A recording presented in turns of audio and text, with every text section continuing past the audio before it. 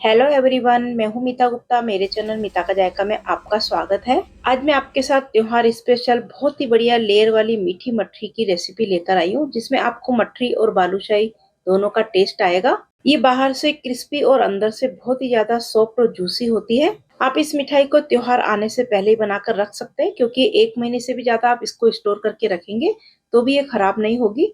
तो इसे बनाने के लिए हम एक बड़ा बर्तन लेंगे और इसमें डालेंगे 2 कप मैदा और इसमें डालेंगे 2 चुटकी के जितना नमक। इससे जो मिठाई का जो टेस्ट है वो और ज्यादा इनहेंस हो जाता है। किसी भी मिठाई में अगर हम थोड़ा सा नमक डाल देते हैं तो उसका टेस्ट और भी बढ़िया आता है। अब इसके बीच में हम थोड़ी सी जगह बना लेंगे। अब इसमें हम मोयन डालेंगे। मोयन यानी कि हम इसके अंदर घी डालेंगे। तो मैं यहाँ पर 4 बड़े चम्मच घी डाल रही हूँ। तो घी आप देख सकते हैं मैंने मेल्टेड नहीं लिया है, थोड़ा सा सॉफ्ट घी लिया है। अगर आप मेल्टेड घी लेंगे तो 5 बड़े चम्मच घी डालना है। घी का मोयन देने से क्या होगा, जो मठरी है वो खस्ता बनेगी। आप चाहे तो इसमें तेल का मोयन भी दे सकते हैं। अब इस घी को हमें मैदा में बहुत अच्छे से मिक्स करना है। तो मैं इसे दोनों हाथों से अच्छे से मलकर और अच्छे से इसके अंदर मोयन मिक्स कर रही हूँ। इससे क्या होगा कि मठरी हमारी और भी खस्ता बनेगी। तो इस तरह से दोनों हाथों से मसल मसल कर मैंने इसमें मोयन मिक्स कर लिया है। तो अब इसमें मोयन परफेक्ट है या नहीं वो हमें कैसे चेक करना है, तो देखिए इस तरह से हम हाथों से जो है मुट्ठी बांधेंगे। तो मुट्ठी बांधने से ये देखिए इस तरह से बाइंड हो रहा है, इसका लड्डू सा बन रहा है। तो इसका मतलब है कि मोयन बिल्कुल परफेक्ट है। अगर इस तरह से आपका लड्डू नहीं बनता है तो आप क्या करें, इसमें थोड़ा सा घी और डालें और उसके बाद मिक्स करके इस तरह से आप इसको चेक कर सकते हैं। अब हमें इसके अंदर थोड़ा थोड़ा पानी डालते जाना है और इसका सॉफ्ट डो लगाकर तैयार करना है।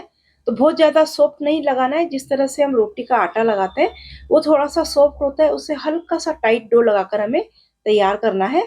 तो देखिए इस तरह का डो लगाकर तैयार करना है। अब हम इसको ढककर 10 से 15 मिनट रेस्ट करने के लिए रख देते हैं, जब तक हम इसके लिए चाशनी बनाकर तैयार कर लेते हैं।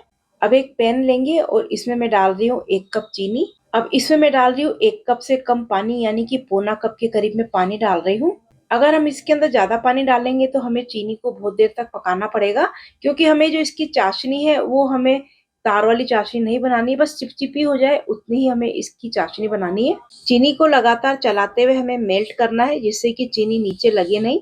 तो चीनी मेल्ट हो गई है। अब हम इसके अंदर डालेंगे इलायची का पाउडर। तो मैं 1/4 चम्मच के जितना डाल रही हूँ, इससे टेस्ट बहुत ही बढ़िया आता है। पाउडर नहीं है तो इलायची को कूट कर भी आप ले सकते हैं। अब मैं इसके अंदर कुछ धागे केसर के डाल रही हूँ। केसर डालने से कलर भी बहुत बढ़िया आता है और टेस्ट भी अच्छा आता है। तो बस इसे चिपचिपी होने तक पका लेंगे। चाशनी पक गई है तो मैं आपको दिखाती हूँ कि किस तरह की हमें चाशनी चाहिए। तो हम हल्की सी ठंडी होने के बाद थोड़ी सी चाशनी को हम इस तरह से 2 उंगलियों से इस तरह से करेंगे, जिस तरह से आप वीडियो में देख रहे हैं। तो इसका तार तो नहीं बन रहा है, पर हाँ थोड़ा सा बुलबुला सा हो रहा है। तो इसका मतलब क्या है कि हमारी चाशनी बिल्कुल बनकर तैयार है। शहद जैसी चिपचिपी हो गई है।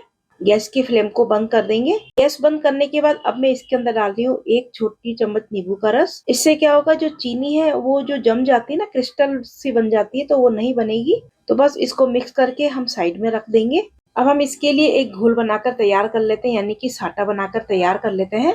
एक बाउल में हम 2 बड़े चम्मच डालेंगे देसी घी और 2 चम्मच ही डालेंगे मैदा और इसको मिक्स करेंगे। तो ये मुझे थोड़ा गाढ़ा लग रहा है तो मैं इसके अंदर घी और डाल रही हूँ। यहाँ पर जो मैंने घी लिया है थोड़ा सा जमा हुआ लिया है, आप मेल्ट करके लेंगे तो साटा अच्छे से बनेगा। तो इस तरह का थोड़ा सा पतला साटा बनाकर हमें तैयार करना है। इसको हम साइड में रख देते हैं। अब आटे को रेस्ट किए हुए 15 से 20 मिनट हो चुके हैं। इसको भी हम अच्छे से एक बार मल लेते हैं। हम मिठाई बना रहे हैं तो इसके अंदर क्रैक्स बिल्कुल भी नहीं होने चाहिए। अब अच्छा सा इसका लोच लगाने के बाद हमें क्या करना है, इसके 2 पोर्शन कर लेंगे। तो एक पोर्शन हम ले लेंगे और एक पोर्शन को ढककर रख देंगे ताकि ये सूखे नहीं। अब हमें इसका जो है लंबा रोल बनाना है। रोल बनाकर हमें क्या करना है, इसकी छोटी छोटी लोइयां तोड़कर तैयार करनी है। तो इस तरह से स्लैब पर हम अच्छे से इसको रोल करते हुए इसका रोल बना लेंगे, जिससे इसमें क्रैक्स बिल्कुल भी ना रहे। अब हम इसकी लोइयां कट कर लेंगे। तो जितनी पूरी होती है पूरी के आकार की हमें इसकी लोइयां तोड़कर तैयार कर लेनी है। तो सारी लोइयां हमें एक ही साइज की तोड़कर तैयार कर लेनी है। अब हम एक लोई लेंगे और बाकी की लोई को ढककर रख देंगे, जिससे कि वो सूखे नहीं। अब इसको हमें पतली बेलकर तैयार करना है। इसके ऊपर सूखा मैदा लगाने की जरूरत नहीं है, ये आराम से बिल जाती है। अगर आपको लगता है कि बिल नहीं रही है तो हल्की सी आप इसके ऊपर सूखी मैदा छिड़क सकते हैं, ज्यादा नहीं छिड़कना है। तो बस पूरी से थोड़ा सा बड़ा इसको बेलकर हम तैयार कर लेंगे। तो देखिए इस तरह से मैंने इसको बेल लिया है। अब हम क्या करेंगे, एक चाकू लेंगे और इस चाकू से हम इस तरह से कट लगाएंगे। जिस तरह से आप वीडियो में देख पा रहे हैं, इस तरह से हमें इसका लंबाई में कट लगाना है। ज्यादा दूरी पर कट नहीं लगाना है, पास पास में ही कट लगाना है। इस तरह से पतला कट लगाने से जो हमारी ये मिठाई है बहुत ही क्रिस्पी बनकर तैयार होगी। जब आप कट लगा रहे हैं तो आपको इस बात का ध्यान रखना है कि ऊपर और नीचे से दोनों तरफ से जुड़ी रहनी चाहिए। हमें बीच में ही इसके कट लगाना है, किनारे इसके बिल्कुल भी नहीं कटने चाहिए। तो इस तरह से पूरा हमने कट लगा लिया है। अब जो हमने साटा बनाकर तैयार किया था ना, जो मैदा घोल के रखी थी, वो हम इसके ऊपर लगाएंगे। इस तरह से चारों तरफ इसको लगा देना है। साटा लगाने से जो इसकी लेयर है बहुत अच्छे से खुलेगी। अब साटा अच्छे से चारों तरफ लगाने के बाद अब हमें क्या करना है, इसको फोल्ड करना है। तो इसे क्या करना है, इस तरह से किनारे से हल्के हाथों से उठाते जाना है और इसको फोल्ड करते जाना है। बहुत ज्यादा टाइट हाथों से इसको फोल्ड नहीं करना है, हल्के हल्के हाथों से जो इसकी लेयर है उसको उठाते जाना है। और जो साइडों से इसको इस तरह से मतलब हाथों से पकड़ते जाना है और उठाते जाना है। बहुत आराम से हो जाता है, जैसा आप वीडियो में देख रहे हैं। एक दो बनाएंगे तो आपको थोड़ा मुश्किल लगेगा, उसके बाद बहुत आसानी से ये बन जाता है। प्रैक्टिस हो जाती है तो आसानी से बन जाता है। बस जो किनारे हैं उनको बंद करते जाएंगे और बीच में से इसको उठाते जाएंगे। तो देखिए इस तरह से सारा मैंने इसको कर लिया है। अब हम क्या करेंगे, दोनों किनारे उठाकर और हल्का सा इसको खींचेंगे, ज्यादा नहीं खींचना है। और इसको हम क्या करेंगे, थोड़ा सा मोड़ देंगे। जैसे हम रस्सी का बल लगाते हैं ना, उस तरह से हल्के हाथों से इसको हल्का सा इस तरह से मोड़ देंगे।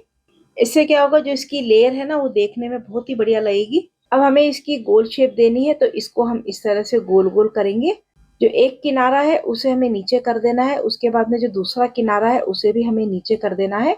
और नीचे करने के बाद हल्का सा हम इसको पिंच करेंगे, यानी हल्का सा प्रेस करेंगे हल्के हाथों से और इसको दबा देंगे। दोनों मुंह को हमें चिपकाना है। इससे क्या होगा, जब हम फ्राई करेंगे तो इसका मुंह खुलेगा नहीं। अब हम क्या करेंगे, इसको हल्के हाथों से प्रेस कर लेंगे। अब हम इसके ऊपर थोड़ा सा बेलन चलाएंगे और हल्के हाथों से चलाना है, हल्की सी इसको बड़ी कर लेंगे। ज्यादा प्रेशर से नहीं करना है, नहीं तो जो इसकी लेयर है आपस में जुड़ जाएगी, वो अलग अलग नहीं होगी। तो देखिए इस तरह से इतना बड़ा बेलकर हम तैयार कर लेंगे। एक और मैं आपको बनाकर दिखाती हूँ। तो इसी तरह से हम एक लोई लेंगे और इसको पूरी से थोड़ी सी बड़ी बेल लेंगे। बेलने के बाद अब मैं इसके ऊपर साटा लगा रही हूँ। तो आप इसको कट करने के बाद भी साटा लगा सकते हैं और पहले भी साटा लगा सकते हैं। तो मैंने पहली वाली पर जो है कट करने के बाद साटा लगाया था, अब मैं पहले लगा रही हूँ। तो जैसा भी हो आप लगा सकते हैं। अब चाकू लेकर इस तरह से हमें इसके ऊपर कट लगा देना है। पास पास हम इसके कट लगाएंगे, ऊपर और नीचे से जुड़ा रहना चाहिए। मैं यहाँ पर चाकू से लगा रही हूँ, अगर आपके पास पिज्जा कटर है तो पिज्जा कटर से भी आप इस पर कट लगा सकते हैं। इस तरह से पास पास में कट लगाने से क्या होगा, जो हमारी मठरी है वो बहुत सारी परतों वाली बनेगी और क्रिस्पी भी बनेगी। ये मिठाई बनाना बहुत ही आसान है, देखने में आपको थोड़ी मुश्किल लग रही होगी, जब आप इसे बनाएंगे तो बहुत ही आसान है और बहुत ही टेस्टी भी बनकर तैयार होती है। तो बस हमें क्या करना है, किनारों से इस तरह से पकड़कर इकट्ठा करते जाना है और जो बीच में से इसको इस तरह से हमें समेटते हुए और इसका रोल बना लेना है। इसको इस तरह से इकट्ठा करके और अब हमें क्या करना है, हल्का सा इसको खींचना है, ज्यादा नहीं खींचना है। अब इसको मोड़ लेंगे।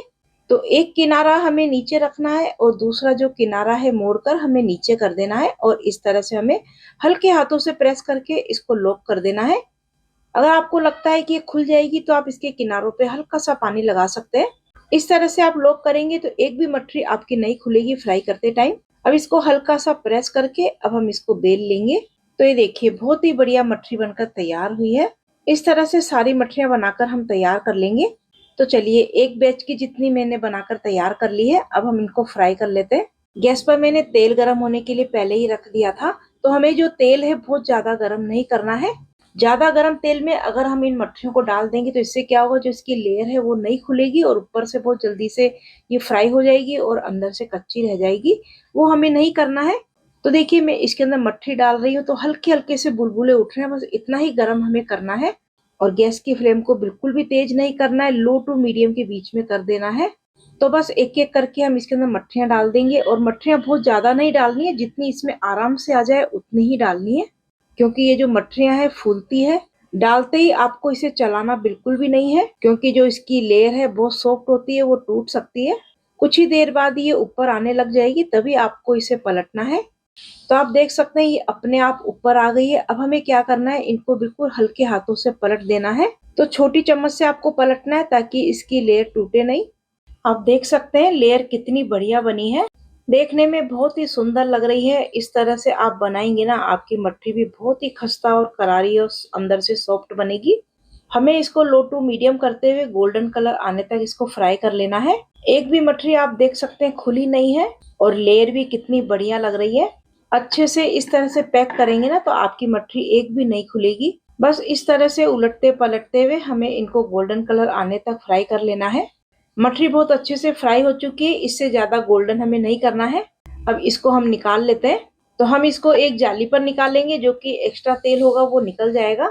बाहर निकालने के बाद भी इसके ऊपर कलर आता रहता है, इसलिए हमें इतनी ही इसको फ्राई करनी है। इसी तरह से बाकी की मठरियां बनाकर हमें फ्राई कर लेनी है। अब हम इनको डालेंगे चाशनी के अंदर।